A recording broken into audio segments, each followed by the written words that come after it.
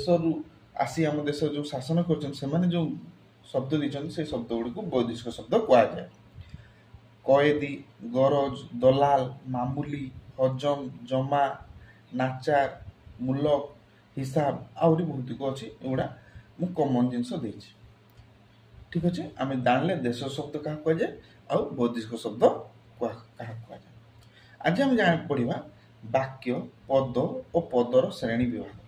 ବାକ୍ୟ କାହାକୁ କୁହାଯାଏ, ପଦ କାହାକୁ କୁହାଯାଏ ଆଉ ପଦକୁ କେତେ ଭାଗରେ ବିଭକ୍ତ କରାଯାଇଛି।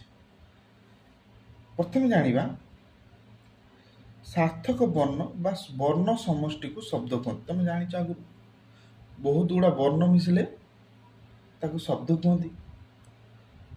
ଏହି ଶବ୍ଦକୁ ଯେଉଁ ବର୍ଣ୍ଣ ସମଷ୍ଟିକୁ ଶବ୍ଦ କୁହନ୍ତି ବା ସେଟା ସାର୍ଥକ ବର୍ଣ୍ଣ ହେଇଥିବ ଏହି ଶବ୍ଦକୁ ମଧ୍ୟ ପ୍ରାତିପଦିକ କୁହାଯାଏ। ପ୍ରାତିପଦିକ କୁହାଯାଏ। ପ୍ରାତିପଦିକ ବହୁତ ଥର ପରୀକ୍ଷାରେ ପଡିଛି କ୍ୱେଶ୍ଚନ, ମନେ ରଖିବ। ତାପରେ ଜାଣିବା ବାକ୍ୟ। ଭାବ ପ୍ରକାଶକ ପୂର୍ଣ୍ଣାଙ୍ଗ ଉକ୍ତିକୁ ବାକ୍ୟ କୁହାଯାଏ। ଯେଟା ଭାବ ପ୍ରକାଶ କରୁଥିବ ଆଉ ପୂର୍ଣ୍ଣାଙ୍ଗ ଉକ୍ତି ଥିବ, ଭାବ ମାନେ କଣ କହିବା ପାଇଁ ଚାହୁଁଛୁ ବୁଝା ପଡୁଥିବ, ତାହାକୁ ବାକ୍ୟ କୁହାଯାଏ।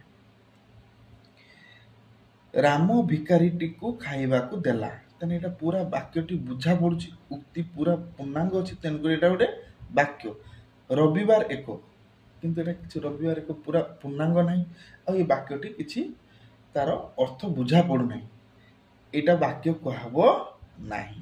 ତେଣୁ ଉପରଟି କଣ କୁହାହବ, ବାକ୍ୟ କୁହାହେଲା, ଏଇଟା ବାକ୍ୟଟେ କୁହାହବ ନାହିଁ, କାହିଁକି ଆର ଅର୍ଥ ବୁଝା ପଡୁନି, ଏଟା ପୂର୍ଣ୍ଣାଙ୍ଗ ନୁହେଁ।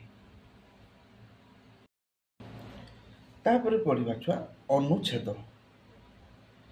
କେତେ ଗୁଡ଼ିଏ ବାକ୍ୟ ମିଶିଲେ ଏକ ଅନୁଚ୍ଛେଦ ହୁଏ। ଯେମିତି ଆମେ ଜାଣିଲେ କେତେ ଗୁଡ଼ିକ ଶବ୍ଦକୁ ନେଇକି ବାକ୍ୟ, କେତେ ଗୁଡ଼ିଏ ବାକ୍ୟକୁ ନେଇ ଅନୁଚ୍ଛେଦ କୁହାଯାଏ, ଏଟା ମନେ ରଖିବ। ତାପରେ ଆମେ ପଢିବା ପଦ। ରାମ ଭିକାରୀଟିକୁ ଖାଇବାକୁ ଦେଲା, ଦେଖ ରାମ ତଳେ ଗାର ଦିଆହେଇଛି, ଭିକାରୀଟିକୁ ଗାର ଦିଆଯାଇଛି, ଖାଇବାକୁ ଦେଲା। ଏହି ବାକ୍ୟରେ 4ଟି ଅଂଶ ଅଛି, 1 2 3 4। ବାକ୍ୟର ପ୍ରତ୍ୟେକ ଅଂଶକୁ ପଦ କୁହାଯାଏ, ମନେ ରଖିବ ଛୁଆ। ବାକ୍ୟରେ ଥିବା ପ୍ରତ୍ୟେକ ଅଂଶକୁ ପଦ କୁହାଯାଏ। ପଦକୁ 5 ଭାଗରେ ବିଭକ୍ତ କରାଯାଇଛି। ପଦକୁ କେତେ ଭାଗରେ ବିଭକ୍ତ କରାଯାଇଛି, 5 ଭାଗରେ ବିଭକ୍ତ କରାଯାଇଛି। କଣ କଣ, ବିଶେଷ୍ୟ, ସର୍ବନାମ, ବିଶେଷଣ, କ୍ରିୟା, ଅବୟ। ମନେ ରଖିବ ପଦକୁ କେତେ ଭାଗରେ ବିଭକ୍ତ କରାଯାଇଛି, 5 ଭାଗରେ ବିଭକ୍ତ କରାଯାଇଛି। ବିଶେଷ୍ୟ, ସର୍ବନାମ, ବିଶେଷଣ ଆଉ କଣ, କ୍ରିୟା, ଅବୟ। ବିଶେଷ କାହାକୁ କୁହାଯାଏ, ନାମବାଚକ